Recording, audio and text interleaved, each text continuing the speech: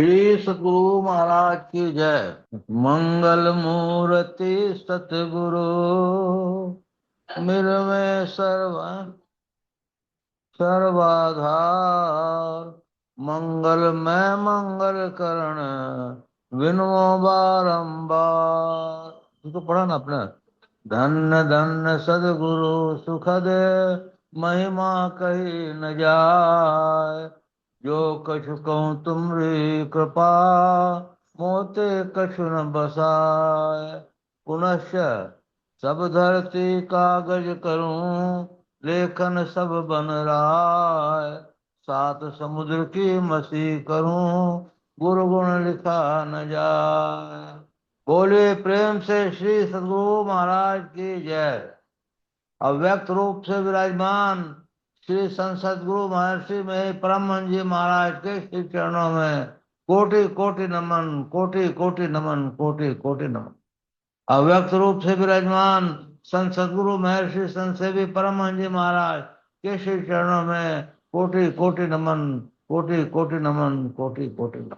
उपस्थित अत्यंत ही भाग्यशाली सदात्माओं, आप सबको शत शत नमन, सहस्त्र सहस्त्र नमन, लाख लाख नमन।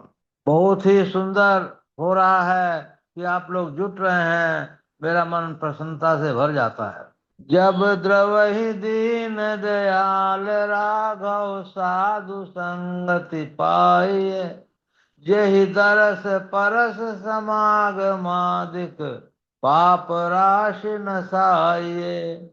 जब प्रभु की कृपा होती है तब साधु संगत मिलता है और उनके दर्शने परसने से पाप राशि का नाश होता है। हम लोग अब विषय पर आए। एक दिन तो चित्त पे आए थे, आज हम लोग मन पर आते हैं। मन मन के दो भाग हैं, एक पिंडी मन, एक ब्रह्मांडी मन। तो हम लोगों को मन जो है, भगवान महावीर ने कहा है, यदि लाखों करोड़ों योद्धाओं को जीत लिया और एक आपने मन को जीत लिया तो मन की विजय ही सबसे बड़ी विजय होगी। मन को जीतना इतना आसान तो नहीं है, लेकिन अभ्यास, प्रैक्टिस, संतवाणियां पढ़ते करते और गुरु की कृपा प्राप्त करते मन जीता भी जा सकता है। मन जिसने जीत लिया वो बहुत ऊंची पदवी पे पहुंच जाता है। कहते हैं संत सुखी मन जीता हो, संत सुखी मन जीता हो। हम लोगों को इसके लिए बहुत ही परिश्रम करना पड़ेगा, बहुत ही परिश्रम करना पड़ेगा। क्योंकि सारे कर्मों की जड़, सारे विनाशों की जड़ कर्म है, ये मन है। मन जो है हर एक चीज में टोक अड़ंगा हेन तेन लगाते रहता है और आपके मुख से वाक्य निश्चित होते रहते हैं और आपके कर्म बनते रहते हैं। आप उस कर्म पे ध्यान दीजिए कि जो आपके कर्म बन गए। आप उस पर ध्यान दीजिए कि जो वाक्य आपके मुंह से निकलते रहते हैं। जाके जिभ्या बस नहीं, हृदय नाही सांस, तिनके निकट न लागिए, ऐसा संत महात्मा लोग कहते हैं। तो मैं मन के विषय में कह रहा था। मन के दो भाग हैं, एक पिंडी मन, एक ब्रह्मांडी मन। ब्रह्मांडी मन की चेतन धाराएं ऊपर रहती हैं और पिंडी मन के चेतन धाराएं सारे शरीर में फैली रहती हैं। आंख के नीचे का भाग को पिंडी मन और आंख के ऊपर का भाग को ब्रह्मांडी मन कहते हैं। यदि हम अपने मन को ब्रह्मांडी मन बना लें तो कोई कारण नहीं है कि कोई भी कर्म आपसे चाह करके भी गलत नहीं हो सकता है।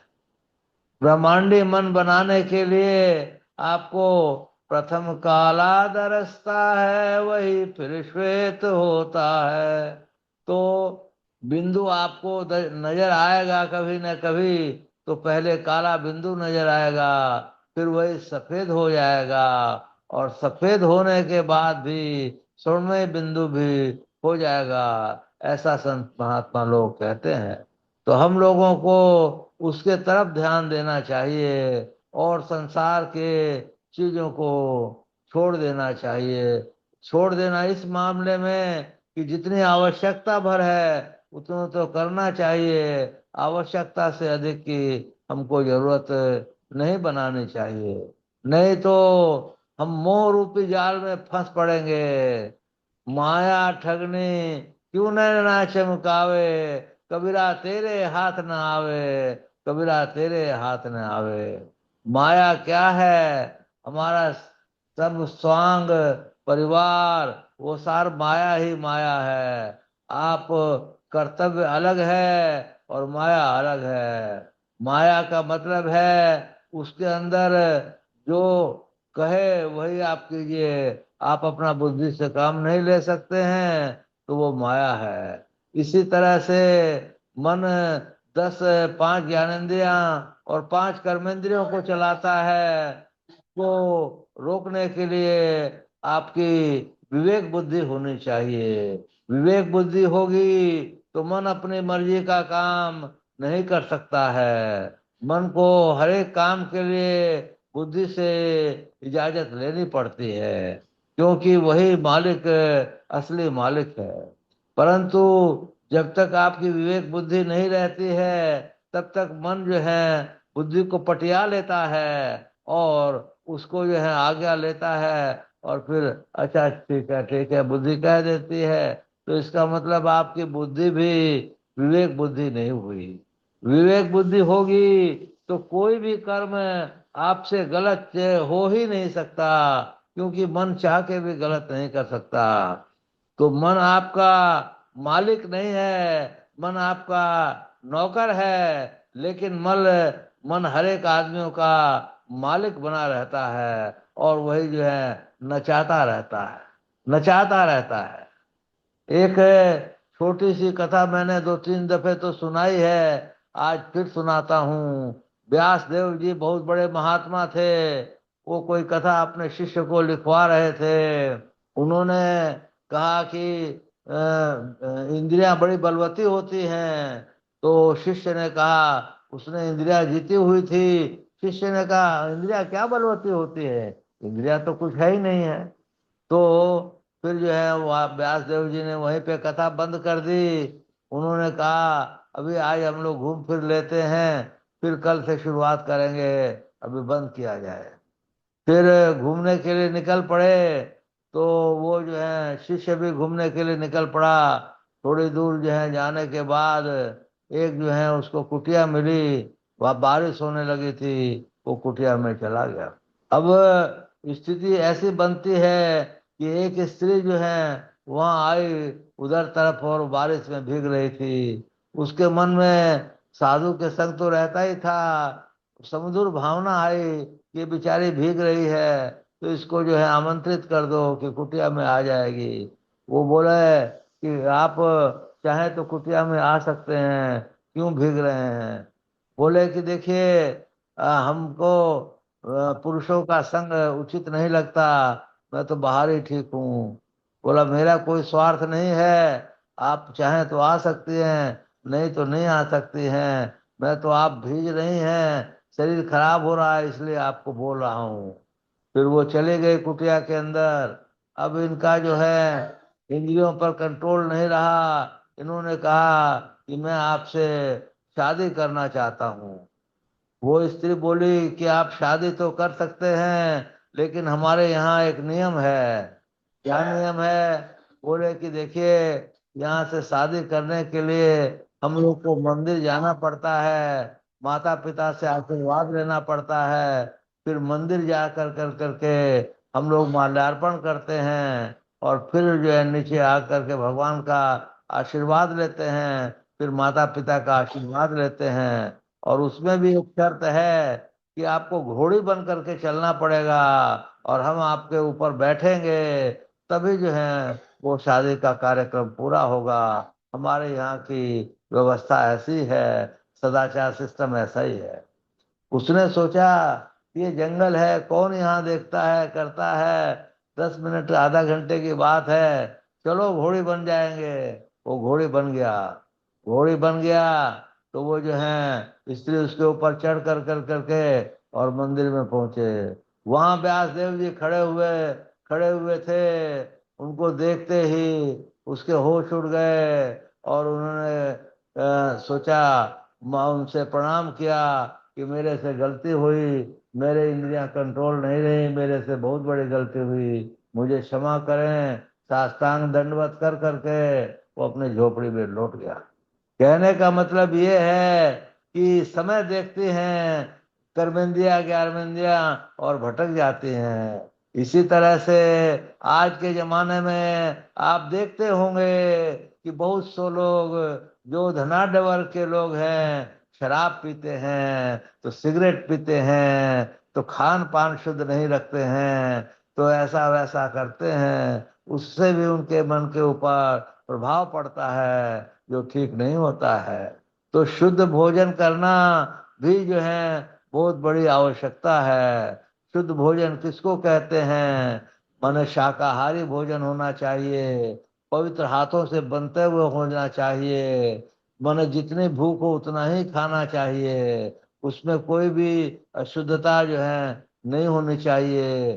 ताजा भोजन करना चाहिए। 20 मिनट आधा घंटा 1 घंटे के बाद पका हुआ भोजन नहीं करने से ज्यादा अच्छा है। नहीं अगर वैसा व्यवस्था हो तो फल का भोजन करना चाहिए। इस तरह की ये चीजें बताई गई हैं मन के बारे में। तो मन को पवित्र करने के लिए आपको खूब कस के ध्यानाभ्यास पे बैठना पड़ेगा। जितना देर आप ध्यानाभ्यास में बैठेंगे उतने ही देर धीरे धीरे धीरे धीरे मन कंट्रोल होता जाएगा। मन कंट्रोल होने की पहचान क्या है? आप अपने मन पे तौल के देखिए, आपको गुस्सा कितना आता है, लोभ कितना आता है, काम कितना आता है, क्रोध कितना आता है, मात्सर्य कितना आता है, आलस्य कितना आता है, ईर्ष्या कितनी आती है। ये सब चीजें जिसमें जितनी ज्यादा हैं उसका मन उतने ही बेकंट्रोल में है, और उसकी जितनी इच्छाएं जितनी कमती हैं उसका मन उस हद तक थोड़ा थोड़ा कंट्रोल में है। और धीरे धीरे, एक जन्म का काम भी नहीं है, इसलिए कुछ समय लगता है मन को कंट्रोल करने में। तो मन यदि कंट्रोल नहीं किए तो कुछ भी नहीं हुआ। अब मन यदि कंट्रोल हो गया तो आपको सुषुम्ना का रास्ता मिल जाएगा। सुषुम्ना का रास्ता क्या है? आप लोगों ने कई दफे सुना होगा, हजारों वर्ष मेघ यज्ञ और सैकड़ों वाजपेयी यज्ञ, सुषुम्ना ध्यान योग का 16वां अंश भी नहीं है। इसके आगे आप लोगों ने सुना होगा, यदि शैल समम पापम विस्तीर्णम बहु योजनम विद्यते ध्यान योगेन नान्यो भेद कदाचन। यदि पहाड़ के समान कई योजन तक फैला हुआ पाप है तो वो भी ध्यान योग से नष्ट हो जाता है। इसके समान पापों का नष्ट करने वाला कुछ भी नहीं हुआ है। इसके बाद आप लोगों ने सुना होगा कि माथे के अग्रभाग में माया शक्ति विराजमान है, मध्य भाग में नाद रूपा पराशक्ति विराजमान है, और निचले भाग में बिंदुमय शक्ति विराजमान है, और बिंदु के बीच में जीवात्मा सूक्ष्म रूप से विराजमान है। इसके आगे आप लोगों ने सुना होगा, मोक्ष के 4 द्वार पार रहते हैं, क्षम विचार संतोष और साधु संग। तो ये क्षम विचार संतोष और साधु संग जब आपको मिल जाए तब आप जो है बिंदु पे पहुंच सकते हैं। कैसे? उसको लॉजिकली समझिए कि अगर साधु संग मिल जाएंगे तो आपको जो है बातों में, कथा कहानियों में, गीता में, रामायण में और उसके में संतोष की परिभाषा आपको नजर आएगी। आपके मन में संतोष हो गया तो साधु संग मिला तब संतोष हो गया। विचारना तब विचारना हुई, और फिर शम जो है ज्ञानेंद्रियों को इंद्रियों को कंट्रोल करना, ये साधना हुई। उस साधना के बाद आपको ध्यान में गए और ध्यान में बैठे तो आपको सुषुम्ना में ध्यान लग गया, तो बिंदुमय शक्ति आपको नजर आ गई। बिंदुमय शक्ति नजर आ गई तो वो मोक्ष के द्वार पे 4 द्वार पारों में से आप उस तरफ बढ़ने लगे। ये रास्ता बहुत लंबा है। हुजूर महाराज ने कहा है प्रथम काला दरसता है, वही फिर श्वेत होता है। प्रथम काला दरसता है, वही फिर श्वेत होता है, और वही फिर जो है प्रकाशमय बिंदु के रूप में परिवर्तित होता है। जब यहाँ आप पहुंच गए तो बिंदुमय शक्ति पर आप पहुंच गए। यही शिव नेत्र है, यही सब कुछ भगवान शंकर का भी कहा जाता है। इस तीसरे नेत्र पे ये बिंदुमय शक्ति पे आप पहुंच गए, जीवात्मा के साथ पहुंच गए। अब आप सोचिए, आपने अपने घर के दरवाजे का, जो अपने शरीर के दरवाजे का है, पता आपने पा लिया। पता आपने पा लिया, द्वार आपने पा लिया। आपको अब साधन करने की आवश्यकता है। साधन कीजिए तो कस के कीजिए। 2-2 घंटा, 3-3 घंटा एक आसन पर सीधे होकर बैठिए, दिशाओं को न देखते हुए। दिशाएं 10 हैं जो आप जानते हैं, कहने में समय बर्बाद करने का फायदा नहीं है। इसलिए आप जो है ध्यानाभ्यास में बैठिए। ध्यानाभ्यास में बैठते बैठते आपको कभी न कभी वो बिंदुमय शक्ति विराजमान दिखेगी। बिंदुमय शक्ति विराजमान होने के बाद आप आगे बढ़ेंगे। सत्संग योग में लिखा है कि आज्ञा चक्र पे जो अपने को ठहरा लेता है, उसको बहुत कुछ की प्राप्ति होती है। और उसमें बहुत कुछ की प्राप्ति होने के बाद वो सहज दल कमल में जाता है। सहज दल कमल में आंख बंद करने के बाद आपको तारा मंडल नजर आता है। तारा मंडल हूबहू नजर आएगा, जो आपके अंदर है वो नजर आएगा। तारामंडल नजर आने के बाद फिर चंद्र चंद्र दर्शन भी आपको होते हैं। चंद्र दर्शन होते हैं और आपको मन जो है, आप जिस किसी ने प्राप्त किया होगा, सुनते हैं कि बहुत खुशी होती है। फिर चंद्रमंडल के बाद आपको सूर्य मंडल नजर आएगा। चेतन सूर्य उसको कहते हैं। वो चेतन सूर्य जब नजर आएगा तो आपको एकदम प्रकाश प्रकाश जो है नजर आएगा, और आप जो है बहुत अच्छी स्थिति में पहुंच जाएंगे। वहां पर जो है एक स्थिति, इसके बाद जो है जो अनंतनाथ की स्थिति आने वाली है, उसके पहले आपके सभी कर्म नाश को प्राप्त हो जाएंगे। कर्म जब नाश को प्राप्त हो गए तो आपके पास कुछ बता नहीं, और सारी विद्याएं आपके सामने रूबरू हो कर करके खड़ी रहेंगी। मतलब सभी चीजों को आप जान सकने की सामर्थ्य आप में आ जाएगी। इस जानने से ज्यादातर लोग पिछड़ जाते हैं, अपनी विद्या दिखाने लगते हैं, अपनी शक्ति दिखाने लगते हैं, और वो जो है नाश को प्राप्त हो जाते हैं। इसलिए आपके अंदर अध्यात्म का कुछ भी गुण आवे तो जो उसके योग्य हो, उसके सामने ही मुख खोलना चाहिए, अन्यथा मुख नहीं खोलना चाहिए। रिद्धि सिद्धि भी प्राप्त होती हैं, उनको भी अजमाना नहीं चाहिए। जो भला कर्म हो उसके लिए चुपचाप जो है प्रयोग करना चाहिए। ध्यान में दीजिएगा, मैंने कहा कि भला कर्म हो, किसी जीव के लिए वो अच्छा हो तो ही उसका प्रयोग करना चाहिए। रिद्धि सिद्धि को ऐसे ही नहीं देना चाहिए। इसके पहले आपको दिव्य दृष्टि प्राप्त हो जाएगी। दिव्य दृष्टि का भी सदुपयोग जो है करना चाहिए। अपने कारोबार में उसका सदुपयोग नहीं लगाना चाहिए। आपको आगे बढ़ने के लिए उसका सदुपयोग लगाना चाहिए। तब आपको आपको कर्म फल अच्छा मिलेगा। बड़े गुरु महाराज और हुजूर यही कहते थे, जब किसी को नादानुसंधान की दीक्षा देनी होती थी तो वो बोलते थे, फलाना फलाना किताब में फलाना पेज में क्या लिखा हुआ है। जिसको दिव्य दृष्टि होती थी वो बता देता था, जिसको दिव्य दृष्टि नहीं होती थी वो नहीं बता पाता था। इस तरह से दिव्य दृष्टि भी सुना है कि बहुत से लोगों को उसी कारण में मन व्यस्त हो गई है। या तो वो दिव्य दृष्टि की शक्ति को नहीं संभाल सका है, या दिव्य दृष्टि का भेद किसी को बोल दिया। इसी तरह से वो ये हो जाता है।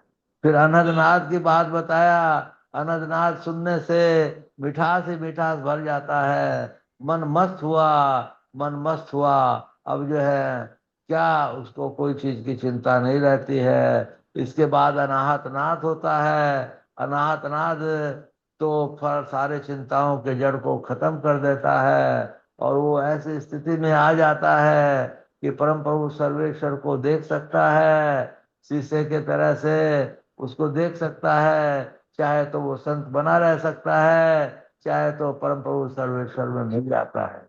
इसी तरह हम लोग के शरीर की 5 अवस्थाएं होती हैं।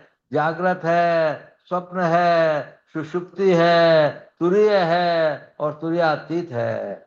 जागृत, स्वप्न और सुषुप्ति आप सब लोग जानते हैं। तुरीय और तुरीयातीत में थोड़ा सा आगे बढ़ना पड़ता है। तुरीय की अवस्था बहुत ऊंची तक है। मन बुद्धि चित्त अहंकार की है त्रिकुटी तक लौड़ दौड़, जन दरिया इनके पड़े निरंकार की ठोर।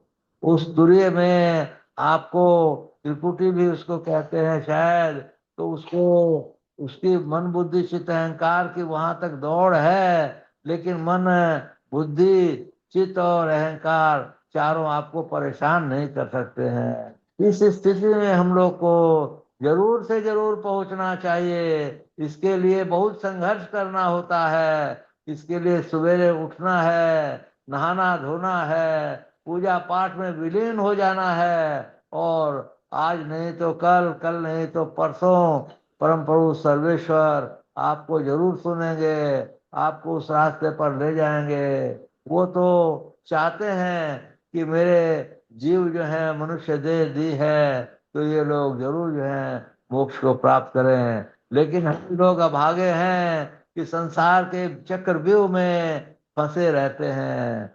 जैसे दो ठग तो को वाही मिलनगे, एक कनक एक नारी हो। अरे, जब अपना सत्संग योग में आया कि हजारों वर्ष में यज्ञ और सैकड़ों वाजपेयी यज्ञ, सुषुम्ना ध्यान योग का 16वां अंश भी नहीं है, तो संसार तो आपके पीछे पीछे भागेगा। आप करके तो देखिए।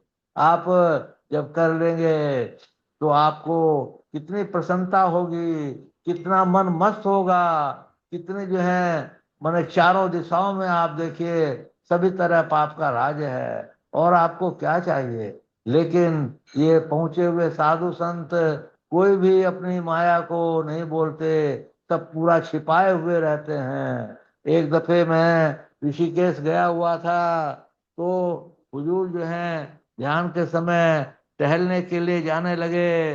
तो मैंने व्यासानंद जी से पूछा, उस समय व्यासानंद जी शायद उनकी सेवा में रहते थे। तो बोले कि मैंने पूछा ध्यान के समय कैसे जा रहे हैं। बोले कि ध्यान के समय इनको क्या ध्यान करना बाकी है क्या, ये तो दुनिया को दिखाने के लिए केवल ध्यान करते हैं। उनको ध्यान है, वो तो हमेशा तुरीय में रहते हैं। तुरीय, मैं तो आश्चर्यचकित हो गया। उस समय जानता भी नहीं था कि तुरीय क्या होती है। लेकिन फिर सत्संग योग में पढ़ने से पता चला, और किताबों में पढ़ने से पता चला। तो वो जो है इस तरह से करते रहते थे। हम एक दफे और जो है, हम राजा की माँ, एक और संत, क्या एक महात्मा जी रांची के, और उनकी पत्नी, हम लोग वहां जा रहे थे, क्या बोलते हैं, नीलकंठ। नीलकंठ जा रहे थे, तो मैंने उनसे इजाजत लेनी चाहिए। उन्होंने कहा कि ठीक है भाई, आप जाइए, पत्थर पे पानी डालाइए, उसमें क्या हर्जा है। मैं समझ गया कि हुजूर का भाव नहीं है। मैं वहां से लौट आया, और ये लोग होके अपना चले आए। मेरे कहने का मतलब ये है कि मनुष्य जन्म सर्वेश्वर ने हम लोग को दिया है, और उनकी कृपा से हम लोग को संत सदगुरु मिले हैं। तो उसके बाद भी यदि हम लोग संघर्ष नहीं करते हैं, तो अपने जीवन को माने इस तरह से सही सदुपयोग में नहीं ला रहे हैं।